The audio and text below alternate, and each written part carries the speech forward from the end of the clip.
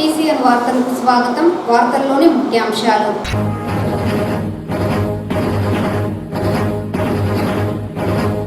ఉమ్మడి చిత్తూరు జిల్లాలో ద్విచక్ర వాహనాల చోరీకి పాల్పడుతున్న దొంగను అదుపులోకి తీసుకున్న పూతలపట్టు పోలీసులు 45 లక్షల విలువ చేసే 50 ద్విచక్ర వాహనాలు స్వాధీనం చేసుకుని రిమాండ్కు తరలించినట్లు వెల్లడించిన జిల్లా ఎస్పీ మణికంఠ.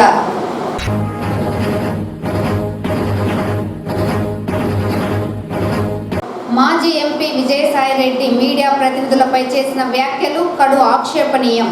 మీడియా సమావేశంలో టీడీపీ మాజీ ఎమ్మెల్సీ దొరబాబు ఆగ్రహం.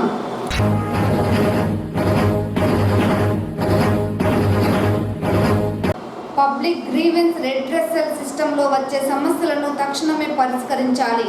జిల్లా కలెక్టర్ సుమిత్ కుమార్ ఆదేశం. వార్తల్లోని వివరాలు. ఉమ్మడి చిత్తూరు జిల్లాలో ద్విచక్ర వాహనాల చోరీలకు పాల్పడుతున్న దొంగను అదుపులోకి తీసుకుని వారి వద్ద నుండి 45 లక్షలు విలువ చేసే 50 ద్విచక్ర వాహనాలు స్వాధీనం చేసుకోవడం జరిగిందని జిల్లా ఎస్పీ మణికంఠ తెలిపారు. సోమవారం పూతలపట్టు పోలీస్ స్టేషన్లో ఏర్పాటు చేసిన మీడియా సమావేశంలో నిందితుడిని మీడియా ముందు హాజరుపరిచిన అనంతరం వివరాలను మీడియాకు వెల్లడించారు.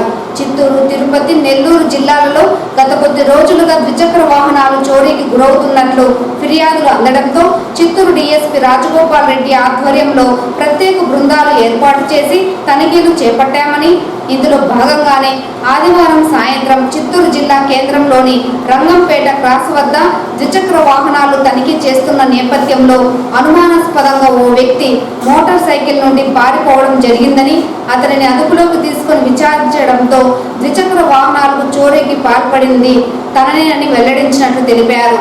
పట్టుబడ్డ నిందితుడు నెల్లూరు జిల్లా ముదిపర్తి వారిపల్లి ముసల్ల సందీప్గా గుర్తించామని, అతని వద్ద నుండి 45 లక్షలు విలువ చేసే 50 ద్విచక్ర వాహనాలు స్వాధీనం చేసుకుని కేసు నమోదు చేసి రిమాండ్కు తరలించినట్లు ఆయన వెల్లడించారు.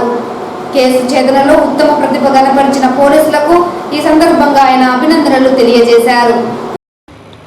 Ramanjaneyulu sub inspector of police Yadamari,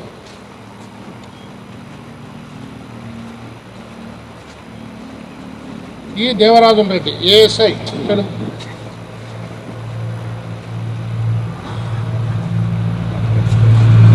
K Ravikumar PC Puthalapattu,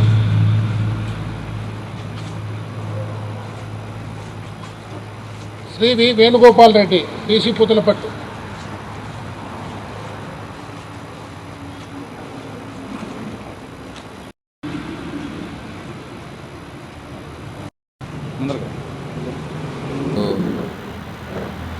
అందరికీ నమస్కారం అండి. ఈరోజు మనం చిత్తూరు జిల్లాలో పూతలపట్టు పోలీస్ స్టేషన్ పరిధిలో ఒక 2 వీలర్ అఫెండర్ని పట్టుకోవడం జరిగింది. దీనికి సంబంధించి ఈ ప్రెస్ మీట్. సో 14వ తారీఖు సాయంత్రం మన ఎస్హెచ్ఓ రెగ్యులర్గా మనము వెహికల్ చెకింగ్ చేస్తుంటాము అండ్ మనము ఎంవీ చలాన్స్ ఇవన్నీ ఇంపోజ్ చేస్తుంటాము అండ్ ఆ వెహికల్ సంబంధించిన డాక్యుమెంట్స్ కూడా చెక్ చేస్తుంటాము. దీనిలో భాగంగా చెక్ చేసే క్రమంలో ఒక వ్యక్తి దగ్గర ఎటువంటి డాక్యుమెంట్స్ లేకపోవడము, అతను అక్కడి నుంచి పారిపోవాలని చూడడము, దాని మీద డౌట్ వచ్చేసి స్టేషన్కి సంబంధించిన వాళ్ళు అతన్ని పట్టుకొని విచారణ జరపడం జరిగింది. సో ఇతని మీద ఇంతకుముందు కూడా మనకి కేసెస్ రిజిస్టర్ అయినాయి ఇదే స్టేషన్లో. సో ఆ ఇన్ఫర్మేషన్ తెలిసిన తర్వాత అతన్ని స్టేషన్కి తీసుకొచ్చి ఫర్దర్గా విచారిస్తే అతను రెగ్యులర్గా ఈ అఫెన్సెస్ చేస్తూ ఉంటాడు. ఈ పరిసరాల్లోనే అంటే మన తిరుపతి, అన్నమయ్య జిల్లా అండ్ చిత్తూరు జిల్లాలో చాలా ఎక్కువగా 2 వీలర్ అఫెన్సెస్ చేయడం జరిగిందనే సమాచారం రాబట్టి వాటిల్లో మొత్తం ఒక 50 వెహికల్స్, దీని ధర 45 లక్షల వరకు ఉంటుంది. వీటిని మన దగ్గరలోనే గల బాక్రాపేటలో వాళ్ళ సొంత ఊరు ఏదైతే ఉందో అక్కడికి వెళ్ళి టోటల్ ఈ 50 వెహికల్స్ని కూడా మనం రికవరీ చేయడం జరిగింది. ఇతని పేరు సందీప్. ఇతని మీద ఇప్పటి వరకు సుమారుగా 30 కేసులు ఆల్రెడీ నమోదై ఉన్నాయి. అలానే నాన్ బెయిలబుల్ వారెంట్స్ ఒక 15 డిఫరెంట్ కేసెస్లో కూడా అతని మీద రిజిస్టర్ అయి ఉన్నాయి. ఈ ఎన్బిడబ్ల్యూస్ ఇవన్నీ కూడా ఈ మనం ఏదైతే కేసు రిజిస్టర్ చేసామో దీనివల్ల ఎగ్జిక్యూట్ అవుతాయి. అలానే ఇప్పుడు మనం అతన్ని ఇన్ని కేసులు కూడా చూపించేసి రిమాండ్ రిపోర్ట్లు చూపించేసి అతని రిమాండ్కి పంపించడం జరుగుతుంది. సో ఎవరైతే సరే ఈ వర్క్ చేశారో వీళ్ళందరికీ కూడా సర్టిఫికేట్ ఆఫ్ అప్రిషియేషన్ ఇవ్వడం జరుగుతుంది. and especially for the inspector and for SDPO, I special congratulate on my behalf. మాజీ ఎంపీ విజయసాయి రెడ్డి మీడియా ప్రతినిధులను ఏకవచనంతో మాట్లాడిన మాటలను తెలుగుదేశం పార్టీ మాజీ ఎమ్మెల్సీ దొరబాబు తీవ్రంగా ఖండించారు. జిల్లా తెలుగుదేశం పార్టీ కార్యాలయంలో ఆయన మీడియాతో మాట్లాడుతూ విజయసాయి రెడ్డి చేసిన తప్పులను మీడియా ప్రతినిధులు రాయడాన్ని జీర్ణించుకోకుండా ఆయన నోటికి వచ్చినట్లు మీడియా ప్రతినిధులను అవమానించడం బాధాకరమని ఆవేదన చెందారు. ఈ ఎన్నికలలో ప్రజలు గుణపాఠం చెప్పినప్పటికీ వైసీపీ నాయకుల్లో ఇంకా కూడా మార్పు రాలేదన్నారు. ఇలాగే కొనసాగితే మీ నాయకుడిని నిన్ను గ్రామాలలో తిరగనివ్వమని హెచ్చరించారు. ఇప్పటికైనా తన నోరు అదుపులో పెట్టుకోవాలని, లేకపోతే తీవ్ర పరిణామాలు చూడవలసి వస్తుందని హెచ్చరించారు. నేను మా అన్న ఇద్దరు చెప్పావు. ఆయనేమో డాక్టర్ అన్నావు, నువ్వేమో చార్టెడ్ అకౌంట్ అన్నావు. అట్లా దొంగ మరి ఆడిటర్ గా ఉండి దొంగ ఆడిటింగ్ చేసంతా మరి ఈరోజు 11 కేసులతో ఏటుగా ఉన్నావు. అది మర్చిపోయినావా? ఇప్పటికి 11 ఏళ్ళు అవుతా ఉంటే కూడా నువ్వు కోర్టు అటెండ్ కాలేకుండా తప్పించుకొని తిరుగుతా ఉన్నావు. మిగతా వాళ్ళని ఎందుకు మాట్లాడతావయ్యా బాబు? నువ్వు పేర సత్యడి చంద్రుగా మాట్లాడద్దు. ఇది చాలా హిస్టరీలు ఉన్నాయి. ఈరోజు వైజాగ్ లో భూదందాలు చేసి ఉండేది, ఇవన్నీ వైజాగ్ లో మర్చిపోలేదు. అందుకనే వైజాగ్ లో అన్ని సీట్లు కూడా తెలుగుదేశంకి ఇచ్చిన దాన్ని మర్చిపోవద్దు ఆయన విజయసాయి రెడ్డి. అంతేకాకుండా ఈరోజు ఇంకా చాలా ఎక్కువ మాట్లాడుతూ ఉన్నావు. అంబేద్కర్ రాసిన రాజ్యాంగంలో మరి ఈరోజు మరి దాంట్లో చెప్తా ఉన్నావు, జ్యుడిషియరీ అన్నావు, మరి బ్యూరోక్రసీ అన్నావు, పార్లమెంట్ అన్నావు, 4వ పిల్లరు ప్రెస్ అని అన్నావు. మరి ఈరోజు ప్రెస్ వాళ్ళని ఒరే తరే అని కూడా మాట్లాడుతూ ఉన్నావు. కొంచెం కూడా నీకు జ్ఞానం అనేది ఉంటే, ఇంత వయసు వచ్చి ఉండే ప్రెస్ వాళ్ళని కూడా రెస్పెక్ట్ గా మాట్లాడిన ఆయన నువ్వు దాన్ని కూడా మర్చిపోతా ఉన్నావు. వాళ్ళు రాశారంటే ఏదో ఉంటేనే రాస్తారు, రాకపోతే ఎందుకు రాస్తారు? నీ సాక్షి పేపర్లో ఇన్ని రాశారే, మరి దానికి అన్ని ఆధారాలు ఉన్నాయా? దానిపైన కూడా అందరూ పోతారు, నిన్నేమంత ఈజీగా వదిలిపెట్టరు. ఆ ఛానల్ కూడా క్లోజ్ చేసే పరిస్థితికి తెచ్చుకుంటా ఉంటారు. దయచేసి తెలుగుదేశం పార్టీని మాట్లాడేది వదిలేయి. అదేవిధంగా ఈరోజు ఎక్కువగా నువ్వు కమ్యూనల్గా కూడా మాట్లాడుతూ ఉన్నావు. అది మంచి పద్ధతి కాదు. నీ బాగోగులు ఏదైనా ఉంటే నువ్వు చూసుకో. నువ్వు సంపాదించుకునేదంతా చేసుకున్నావు, అన్నీ వదిలేసి ఈరోజు నేను ఛానల్ పెడతానన్నా పెట్టుకో, ఎవరు వద్దని చెప్పలా. నీ అవినీతి ఛానల్ పెట్టుకో. ఆల్రెడీ నీ అవినీతి డబ్బు నీ దగ్గర 1000 కోట్లు ఉన్నాయి, లక్షల కోట్లు ఉన్నాయి, పెట్టుకో, ఎవరు వద్దని చెప్పలా. అంతేగాని నువ్వు ఈరోజు అంబేద్కర్ రాసిన రాజ్యాంగాన్ని పైన కానీ, మరి అంబేద్కర్ రాసిన రాజ్యాంగం ఆంధ్రప్రదేశ్ లో 2019 నుంచి 24 వరకు అమలు కాలేదే, దాన్ని మాట్లాడలేదే నువ్వు? మీ నాయకులు రెడ్డి రాజ్యాంగమే కదా జరుగుతా ఉంది, దాన్ని కూడా మాట్లాడు ఆయన. 24 నుంచి 2019 నుంచి 24 వరకు ఎన్ని అకృత్యాలు జరిగాయి? మరి ఎంతమందిని ఎస్సీలని ముస్లింస్ని దారుణంగా చంపేశారే, దాని గురించి నువ్వు మాట్లాడలేదే. దాన్ని కూడా అప్పుడు మాట్లాడునుంటే నీ మాట ఎవరైనా ఇమే పరిస్థితి ఉంటుంది. దయచేసి నీ మా పగటికలలో కనద్దు. మధ్యంతర ఎన్నికలు రాదు. ఈసారి మళ్ళా 2029లో ఎన్నికలు వస్తే కనీసం 1-2 సీట్లు కూడా వచ్చే పరిస్థితి మీకు లేదు అనేది ఈ దినం నేను క్లియర్ గా చెప్తా ఉండా. జరగబోయేదంటే జనసేన పార్టీ ప్రజలతో మమేకమై ప్రజా సమస్యల పరిష్కారానికి పెద్దపీట వేస్తోందని, ఇందులో భాగంగానే జనసేన పార్టీలో గెలిచిన ప్రతి ఒక్కరూ ప్రజలకు అందుబాటులో ఉండి వారి సమస్యలను పరిష్కరించాలని జనసేన పార్టీ అధినేత డిప్యూటీ సీఎం పవన్ కళ్యాణ్ తెలిపారు. సోమవారం మంగళగిరి నియోజకవర్గంలోని జనసేన పార్టీ కార్యాలయంలో పార్టీలో గెలుపొందిన ఎమ్మెల్యేలను ఘనంగా సత్కరించారు. ఈ సందర్భంగా ఎమ్మెల్యే ఆర్ఎన్ శ్రీనివాసులని ఘనంగా సత్కరించిన అనంతరం జనసేన అధినేత పవన్ కళ్యాణ్ మాట్లాడుతూ, ఆంధ్ర రాష్ట్ర ప్రజలు జనసేన పార్టీపై నమ్మకంతో జనసేన పార్టీ పోటీ చేసిన అన్ని స్థానాలలో గెలిపించి పార్టీపై మరింత బాధ్యత పెంచారని, ఇందులో భాగంగానే ప్రజలు ఇచ్చిన బాధ్యతను స్వీకరిస్తూ వారి సమస్యలు పరిష్కారానికి ప్రతినిత్యం ప్రజలకు అందుబాటులో ఉండాలని సూచించారు. జనసేన పార్టీపై నమ్మకంతో ఓటు వేసిన ప్రతి ఒక్కరికి ఈ సందర్భంగా ఆయన కృతజ్ఞతలు తెలియజేశారు.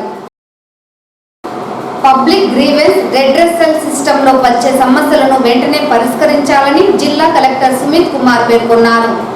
సోమవారం జిల్లా కలెక్టరేట్లోని నూతన భవనం పబ్లిక్ గ్రీవెన్స్ రెడ్రెసల్ సిస్టమ్ నందు నిర్వహించే కార్యక్రమంలో జిల్లా కలెక్టర్ సుమిత్ కుమార్, జిల్లా joint collector Srinivasulu, DRO Pullaiah, DWMA PD రాజశేఖర్లతో జిల్లాలోని నలుమూలల నుండి వివిధ రకాల సమస్యలతో వచ్చిన అర్జీదారుల నుండి అర్జీలను స్వీకరించారు.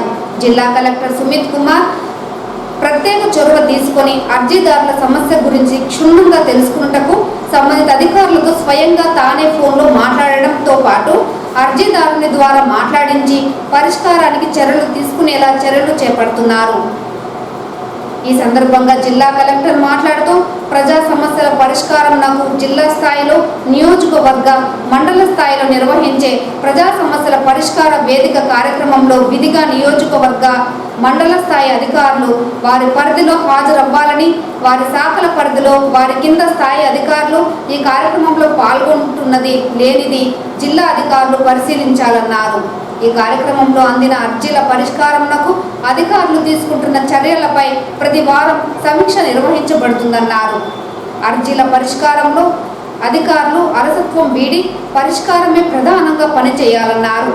జిల్లా స్థాయి వరకు అర్జీల పరిష్కారం కొరకు వచ్చే అర్జీదారుల సమస్యలను సావధానంగా వింటున్న జిల్లా కలెక్టర్, జాయింట్ కలెక్టర్, డిఆర్ఓ, ద్వామాపీడీలు సంబంధిత అధికారులకు సమస్యల పరిష్కారానికి సత్వరమే స్పందించేలా ఆదేశాలు ఇస్తున్నారు. మొత్తం 101 అర్జీలు రాగా అందులో రెవెన్యూ శాఖకు సంబంధించింది 94, పోలీస్ శాఖకు 1, జిల్లా పౌర సరఫరాలకు 1, విద్యుత్ శాఖకు 1, సర్వే అండ్ ల్యాండ్ రికార్డ్స్ 1, జిల్లా రిజిస్టర్ శాఖ 1, DM&HO 1, సర్వశిక్ష అభియాన్ 1. వివిధ ప్రాంతాల నుండి వచ్చిన అర్జీదారులు తమ సమస్యల అర్జీలను జిల్లా కలెక్టర్, జాయింట్ కలెక్టర్, డిఆర్ఓ, ద్వామాపీడీలకు అందజేశారు. ఈ కార్యక్రమంలో వివిధ శాఖలకు సంబంధించిన జిల్లా అధికారులు తదితరులు పాల్గొన్నారు.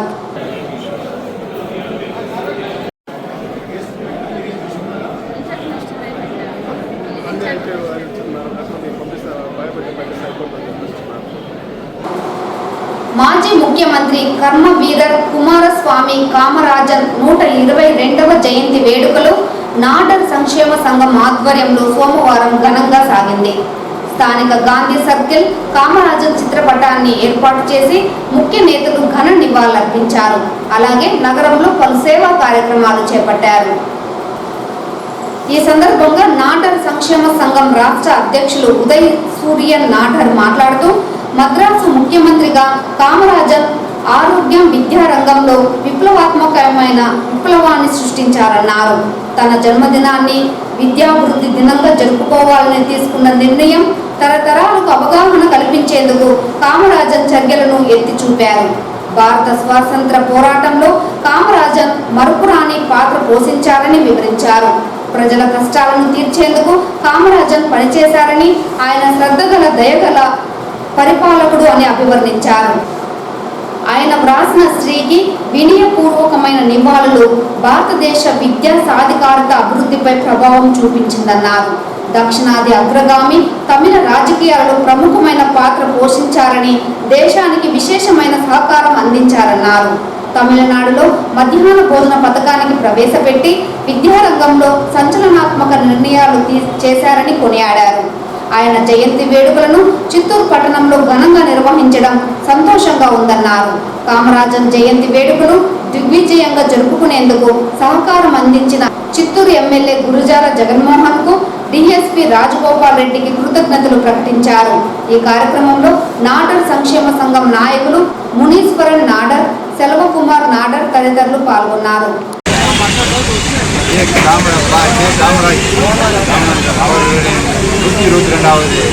பிறந்த தினம் இன்று காந்தி ஜெயந்தி அருகே சிறப்பாக கொண்டாடப்பட்டது. சிறப்பு விருந்தினராக திருப்பதி வட்டார நாடார் சங்கம் மற்றும் சித்தூர் வட்டார நாடார் சங்கம், பிரமலை கல்லர் சமுதாயம், தமிழ் சங்கங்கள் KM குமார் அனைவரும் கலந்து கொண்டார்கள். இந்த விழாவை சிறப்பித்த அனைவருக்கும் எங்கள் மனமார்ந்த காந்தி பெருந்தலைவர் காமராஜர் அவர்களின் பிறந்த தினம் கொண்டாடியதில் நாங்கள் மிகவும் பெருமகிழ்ச்சி அடைகிறோம். இந்த நிகழ்ச்சியை மிக சிறப்பாக எங்களுக்கு தொகுத்து வழங்கிய மீடியா அவர்களுக்கும் எங்களுக்கு அனுமதி தந்த எம்எல்ஏ குருஜாலா ஜெகன் அவர்களுக்கும் டிஎஸ்பி சார் அவர்களுக்கும் மற்றும் நமது ஒன்றாம் ஸ்டேஷன் டிஏ கார் அவர்களுக்கும் எனது மனமார்ந்த நன்றி.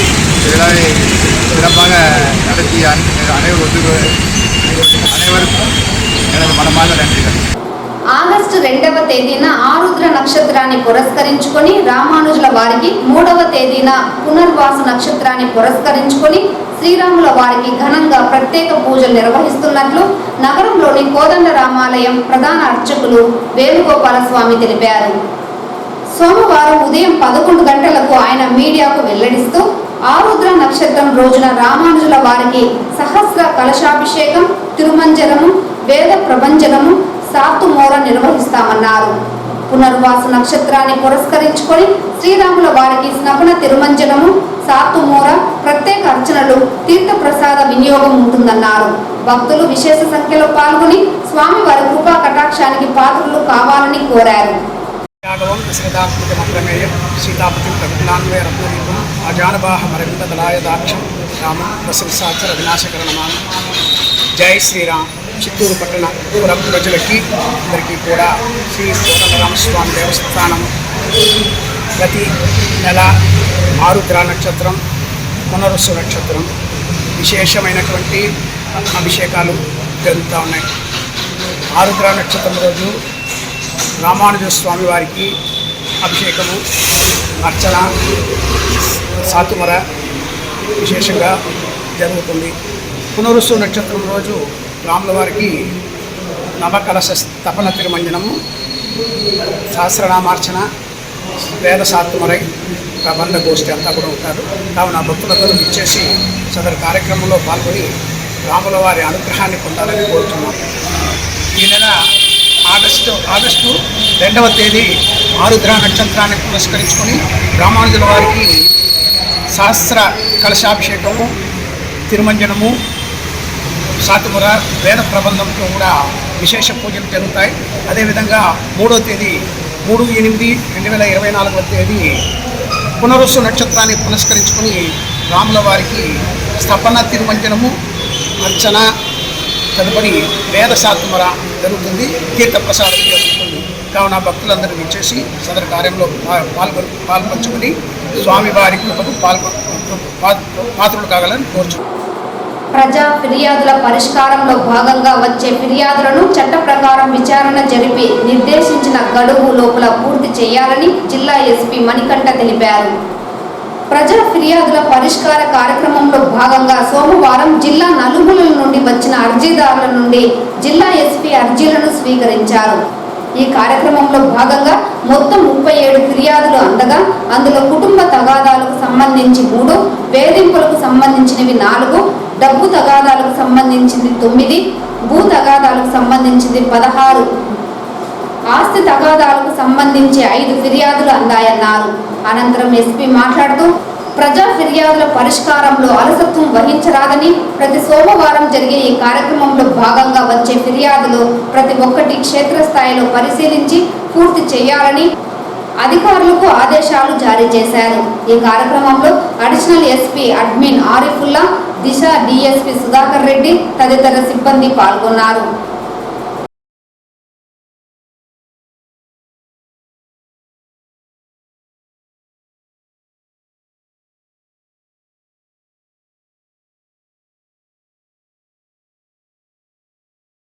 తిరుమల శ్రీవారిని ఈ రోజు ఉదయం విఐపి విరామ సమయంలో పలువురు ప్రముఖులు దర్శించుకున్నారు.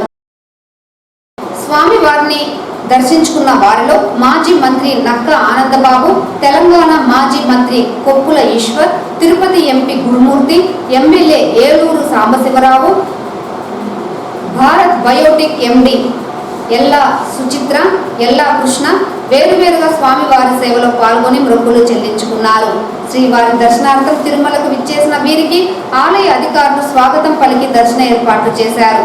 అనంతరం రంగనాథ మండపంలో వేద పండితులు వేద ఆశీర్వచనం చేసి స్వామివారి తీర్థ ప్రసాదాలను అందజేశారు.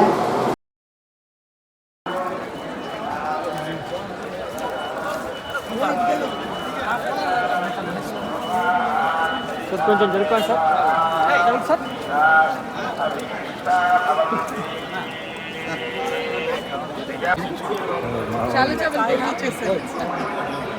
కానీ అట్టే నడ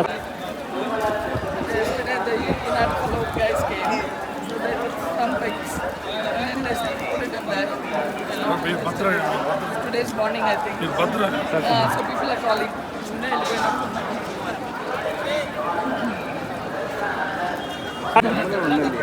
అది కూడా